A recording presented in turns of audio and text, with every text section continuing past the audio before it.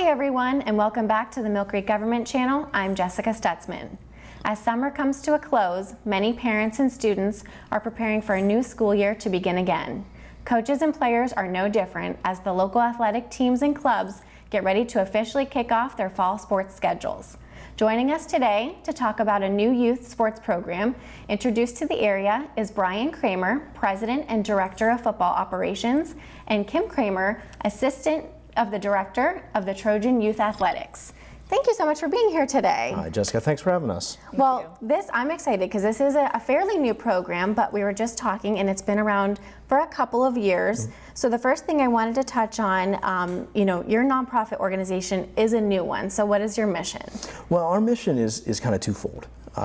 First and foremost, on a more general terms, our mission is to expand the mission of the Millcreek Township School District in creating lifelong learners, as well as creating responsible citizens. Obviously, we try to do that on the athletic field as opposed to the classroom, but we really like to have that partnership with the district in order to promote their values and their goals. But more specifically, I think what we're trying to do at Trojan's Youth Athletics is give our kids an opportunity to experience and kind of exude sense of school spirit, sense of school pride, and more tie of a sense of community within their schools, with their classmates, with their teachers, and with their friends. That's our ultimate goal at Trojan's Youth Athletics. And when did you form the nonprofit? What year? We officially started in March of 2015, so we are entering our third season this fall. So we're pretty happy about it. Been growing every year. And why did you see a need for this in the community? What spurred you to really take this on as your baby? Right. Well, growing up in the Pittsburgh area, Kim and I both grew up in Pittsburgh. Things were took a little different approach. One of the things that we noticed here in Millcreek was that although there's a lot of opportunities for kids, one of the areas that we felt was lacking and thought would be a big opportunity for our kids was that there wasn't anything that really promoted the sense of school and the sense of school pride, school identity. Especially at the elementary school level. Correct. Yeah. Correct.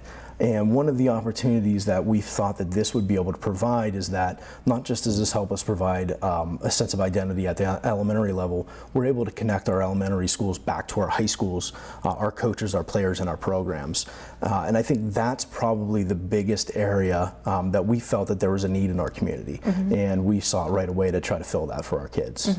And I've known your family for a very long time, and as a cheerleading coach myself, I know that was always my end goal, whether I was the middle school cheerleading coach and I was feeding the high school program. I wanted to make sure that I was preparing them for high school, or when I was the JV coach, preparing them for varsity. But I think those feeder programs are so crucial to the next level. Great. We, Brad Orlando, the McDowell High School football coach, and then Kathy Wiltsey and Bill Wiltsey and Mindy Marshall, the McDowell High School cheerleading coaches, are completely on board and supportive of the program, which is great. They're welcoming and helping our coaches, and they're instrumental in helping guide our program, and they're excited about, guiding these kids up to be, obviously, Trojans in the future. And so we kind of already touched on it a little bit, but what sports are specifically under the umbrella of your program? Well, right now we have 5 different areas. Obviously, our main goals are 3 areas: are flag football for our kindergarten through 2nd graders. We have tackle football, 2 divisions of tackle football, 3rd and 4th grade division, as well as the 5th and 6th grade division. And then we also have cheerleading for grades 3 through 6 as well. Last year, we were able to expand our opportunities a little bit more. Working again with the high school coaches, we offered the first ever track and field camp for all kids from Millcreek. We're entering actually next Monday is our second one. Great response. I thought the kids loved it. The parents absolutely loved it. So it gives us an opportunity to, again, fill a need for our community that hasn't been there previously. And this next coming season, we're expanding into travel basketball as well. Okay. We will have 4 travel basketball teams next season, 3rd grade, 4th grade, 5th grade, and an 8th grade team. So expanding little by little, not trying to get too far ahead of ourselves, but still trying to provide opportunities for our students. So. Right, and that's nice. I was going to say, and I see here, like you mentioned, the divisions are split up by the white division, blue division, and again grades 3 and 4, and then grades 5 and 6 for the flag football for the younger kids, and then the tackle football, and then the cheerleading for the older kids. Yeah, so 3rd and 4th play together, and 5th and 6th play together. Yeah. Right. And the one thing I noticed from your website, which is a great website to go to, so we're going to put it at the bottom of the screen so everybody can see it. I see that safety is really important to you guys, and I was just wondering what types of safety lessons and fundamentals do you instill into the kids at such a young age? Well, from the football perspective, I think everybody knows what's been out in the media right now. Number one concern with football through all media outlets as well as with parents is safety. So first and foremost, one of the most basic things we do is we train all of our coaches. Every one of our coaches are trained in the heads up technique that is run by USA Football. Fantastic program. Teaches safety and proper technique on tackling as well as technique through drills. But also we've partnered with McDowell High School and Coach Orlando to teach what they call Trojan tackle, which is based on a tackling technique that's taught and promoted by the Seattle Seahawks. And it's based more on a rugby style of tackle, where it's not a leading with the head type of tackle. It's more of a shoulder tackle with a wrap. Right. So our goal is from a very young age, teach technique properly young. That way they can perfect it each year, as opposed to just letting them run out in the field.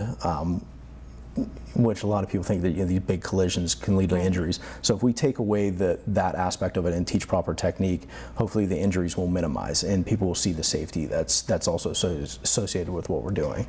On top of that, we require every one of our coaches to undergo concussion protocol testing, as well as sudden cardiac arrest certifications as well. So we're monitoring on a number of different levels, and again, trying to teach kids from a young age so they can build on it as they move forward through their programs. Right. So. And the younger you start them out at, practice makes perfect, but I did hear, somebody say once that practice makes perfect, but if you're practicing the wrong thing, you're going to continue to do that year after year. Makes perfect, yeah. Right, Yeah. exactly. Correct. Yeah. Yeah, So that's correct. what you guys are showing. And then Right. again, we have seen so many statistics of concussion in the news, and I know that's not just prevalent with football. I know that's prevalent with cheerleading too. Yeah. And so that's why, again, all your coaches are certified, and you guys take such a strong, Right. approach to it. We put an emphasis on safety even with cheerleading, and every summer we have a cheerleading boot camp, and that's basically run by the high school cheerleading coaches and the high school cheerleaders, and they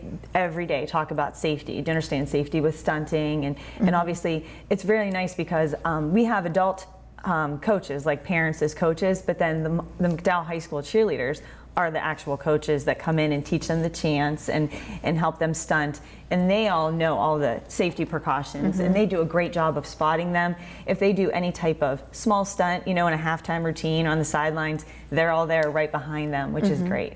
And it's been a great way for the younger kids to connect with the older kids as well. I mean, they love those older McDowell cheerleaders, and they go to the football games and they're linked to the fence, watching them the whole time, and they're just so excited to see them, on the sidelines because they're at their practices and their games as well. Right. Yeah, It's great. and that's one of I think one of the best things that we see about our program is the connections that our younger students are forming with our high school students. Not so much for the young kids, but you see it from the high school kids, how happy they are to work with these younger students, and how much better that our younger athletes are getting because they see that mentor that's willing to work with them, willing to pay, and willing to give them the time. It's a great thing, and it's a lot of fun to watch. It's a great way to bring the community together, and it's fun. Even most of our games are held all day on Sundays, and everybody from the entire Millcreek community is there. Do you know what I mean? Throughout the day, and you see people from different schools, and and there's a sense of community and connection. Even though they verse each other, the schools verse each other a lot of the times.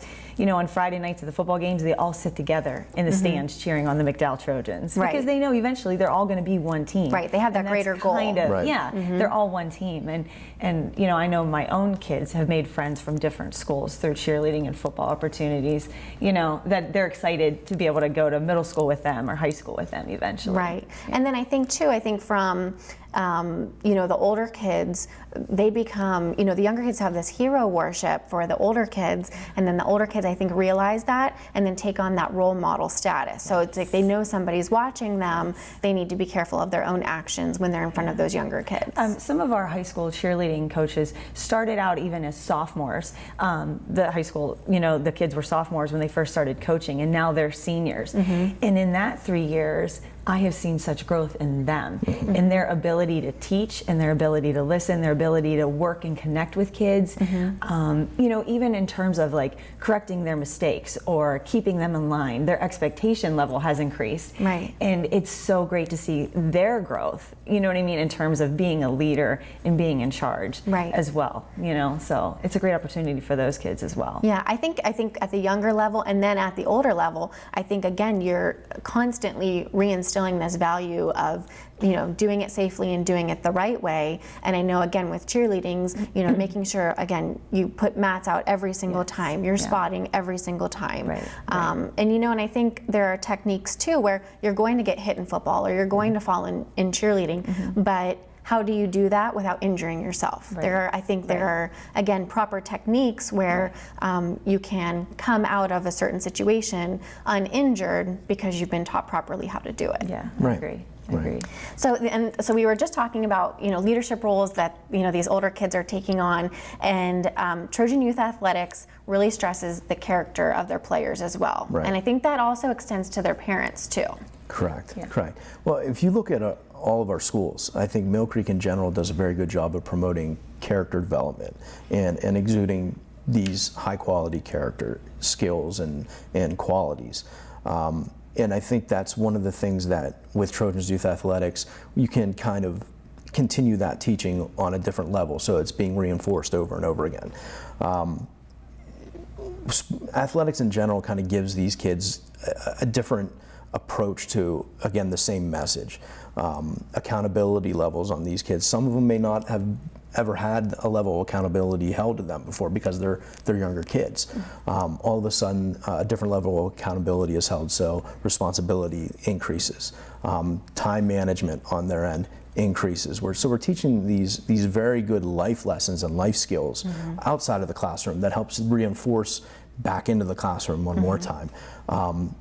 Just the whole idea of teamwork, knowing what your role is, knowing that not everybody is a superstar, but everybody has a very vital and important role to play within the team. Not so much for me, but for the team, is one of the most important lessons we can pass on to our next generation of Trojans and athletes. And I think that it's not something that should be underemphasized. And this gives us an opportunity, and our coaches do a very good job at promoting the team, and one of our slogans is one team. We very much promote the one team concept, one team within your school, one team amongst the schools, because eventually these kids are all going to have to learn these skills that they've built up over the years and eventually come together and learn to do that as one unit. And I think that's a very, very good lesson to teach. Everything from the small stuff to cleaning up your water bottles and cleaning up your snacks on the sidelines. Like, you know what I mean? That's part of it, as well as being on time to practice, being prepared for practice. You know, all those little things that even younger kids need to learn. And then obviously all the other things, like even, you know, we talk about grace and humility and defeat, being a good winner, being a good loser.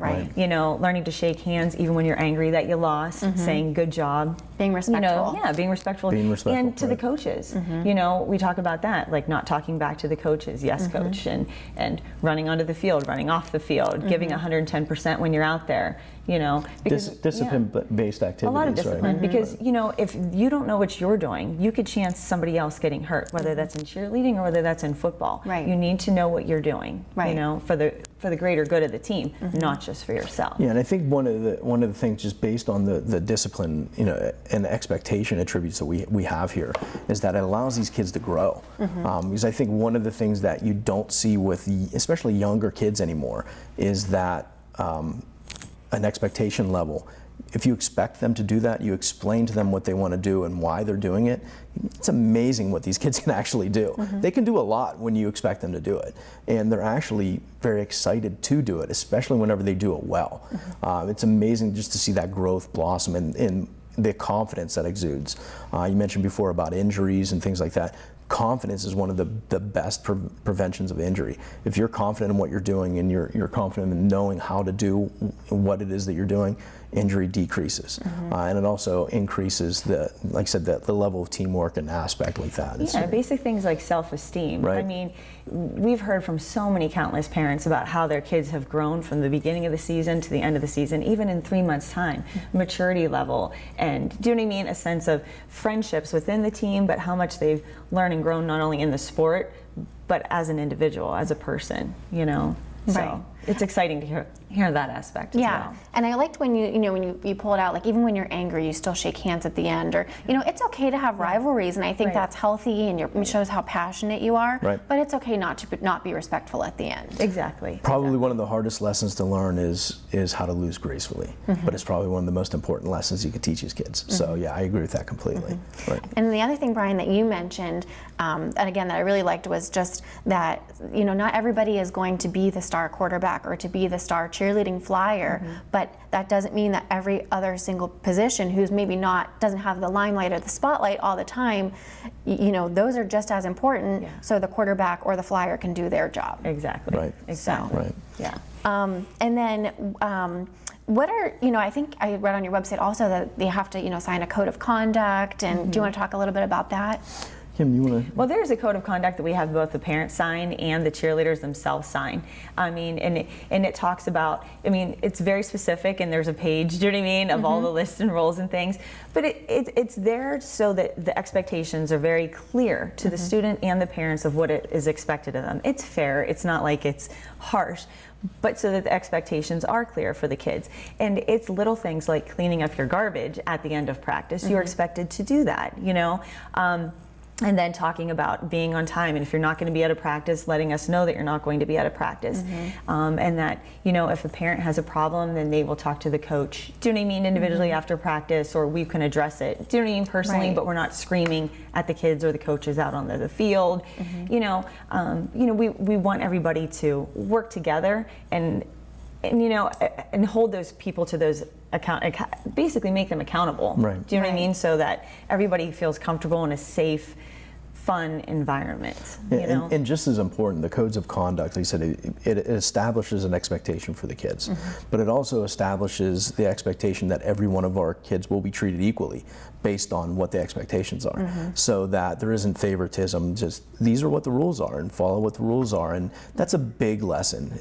Again, another one. These are the little things that you may not look at as being important, but they are actually very important, especially from a young age. And still, these are what your expectations are, and everybody will be held to the same expectation. Right. Our coaches those included. older kids too. These are 5th and 6th graders, and you know what I mean. They're heading into middle school and heading into high school. They should be able to know what the expectations is and what the consequences are for not, do you know what I mean, showing up at practice, or not showing up with the right equipment, or you know what I mean, whatever it may be, that there are consequences for those actions. Right. And your coaches, spend so much time outside of practice. They don't just show up to practice, to go to practice and leave. We all know that. So, if you're late to practice, or if you forget your equipment, that really sets the coaches behind too. Right. And some of it's just, even for the parents, is picking your kid up on time. Everybody in our organization is a volunteer. There's no one that's paid.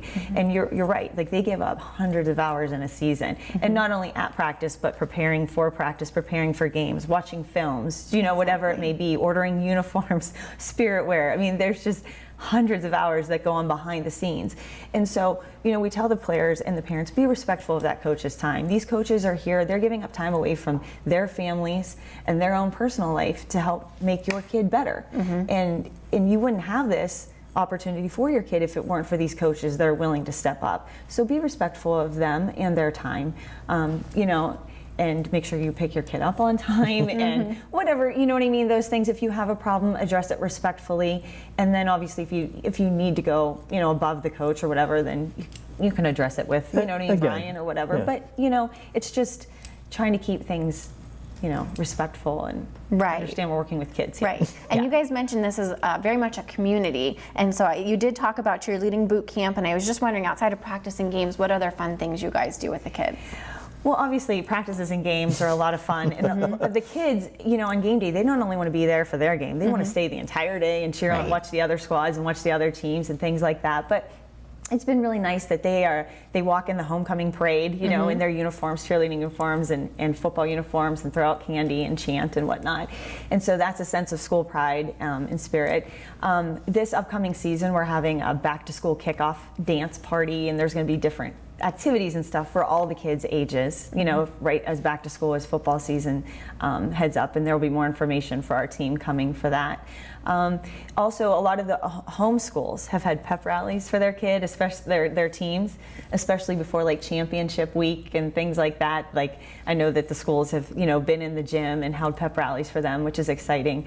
I know that at one school, the cheerleaders, they did the reading kickoff, you know, and did like, you know, the readathon kickoff, and did cheers that were geared towards reading for the kids, which was great. They utilized the cheerleaders in the school to kick off a reading assembly.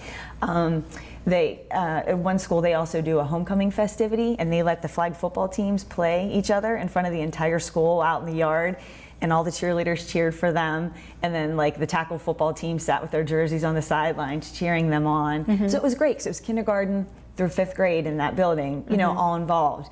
And so there's a lot of exciting opportunities. They all get into the high school football games for free. So we try to encourage them to all sit together and watch the game, so they're all looking for each other and sitting together and cheering for the Trojans and walking to the concession stand together. Yeah. But it's exciting. Like, they feel a sense of community, I definitely think. It's great, because we sit as a big group right next to the student section at all the McDowell games. So we have the McDowell mob, and then we have our mini mob right next to it. So it's almost like another aspect of, we're training these kids. This is your school. These are your classmates. That's your team. These are your coaches. Again, just reinforcing the sense of community that we have at a young age. And it's a lot of fun to watch. And I'm kids sure bond Brian will together. address this too, but we had a bowl game last year where we invited a team from Pittsburgh, which was Blackhawk, to come up and play. Do you know what I mean? Our bowl team. And you know, in the night, the bowl team is comprised of kids from all the different schools together, playing together. So it's not just Asbury or Grandview or Chestnut Hill or Bell Valley or Tracy. Like, they're all together. And so they practiced for a couple weeks together, and like the night before the bowl game, they had a team dinner. Like, all the parents organized a big pasta dinner for them, and it was just really, it was so fun to see them in the high school McDowell cafeteria eating this big pasta dinner together, you know, getting ready for the big game the next day. So there's lots of opportunities that they have outside of just games and practices to feel connected to the community and each other. And I think the most interesting thing is, Kim mentioned, a lot of our schools are buying in now, not just teams, not just parents, but our schools are starting to institute this same level of connectedness. They see what's going on outside, and they want to bring it back inside the building. And that's what we're trying to do. That's what we're trying to promote. And it's very cool to see a principal ask us, hey, can your team come in and do this? Absolutely. That's what it's there for. Yeah. And that's the whole point. Well, and the nice aspect of the way that our teams are designed is they play for their home elementary school. So all of Asbury kids play together, Grandview's kids play together, same with Chestnut Hill, Bell Valley, and Tracy. So they're playing with their next door neighbor. They're playing with their friends. They're playing with the kids in their class. Right. You know, there's other football programs out there which are all great, but sometimes the way that the teams are comprised, you may be on a team where you're not sure of you don't know anybody else on the team. And there's great aspects to that as well, don't get me wrong.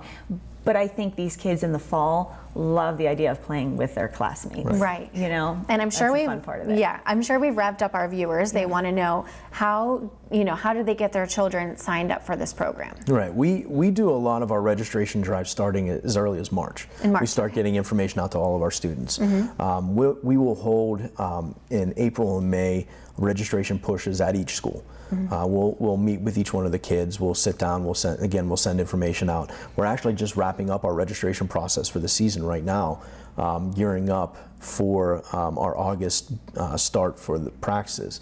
So all of our registration pushes are done, but there's a lot of different ways people can get in contact with us if they're interested in our programs. Like I said, we're on Facebook.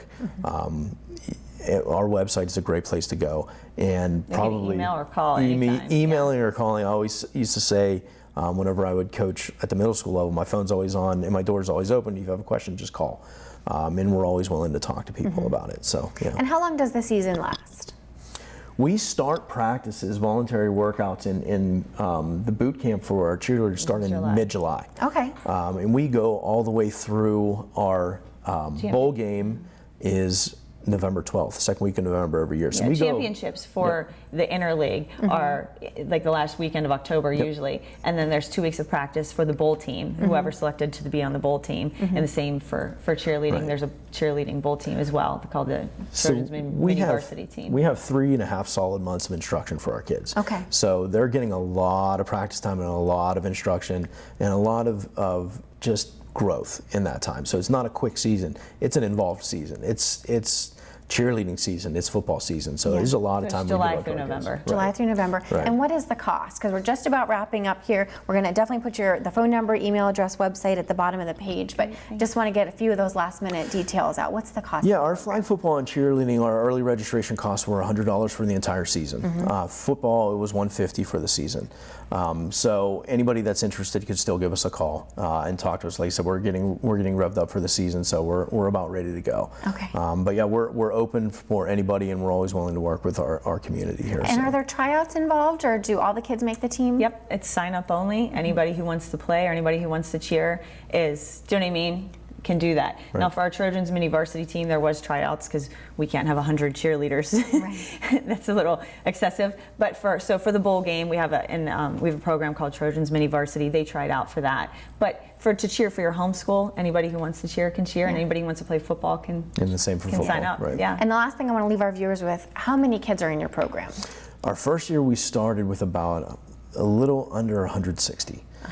This year we're going to be a little over 300. So we're increasing every single year. Yes. Which is nice. It's just people are starting to see what it is that we're doing. And it's nice to see enrollment increasing. Yeah. Little by little. So we make the game days fun with Right. announcements, and Right. they play on McDowell's field, which is exciting, and it's exciting. Yeah. Well, I just want to thank you both so much for being here and for starting this organization. I think that the kids are definitely excited to start football and cheerleading at a younger age, and you've provided that to them. So thanks for being here. well, thanks, Jessica. Thanks, Jessica. Viewers, again, if you want to be a part of the Trojan Youth Athletics group, certainly give Brian and Kim a call. They are more than welcome. Their program is growing and growing, and it's got a great mission behind it: safety and mentoring aspects and leadership aspects. So please give Kim and Brian a call, join the program. I don't think you'll be disappointed, and you'll also be a part of this wonderful Trojan family that they've started. So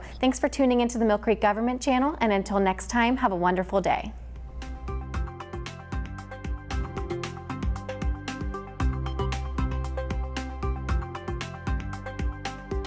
You're watching the Millcreek Government Channel, powered by WQLN Public Media.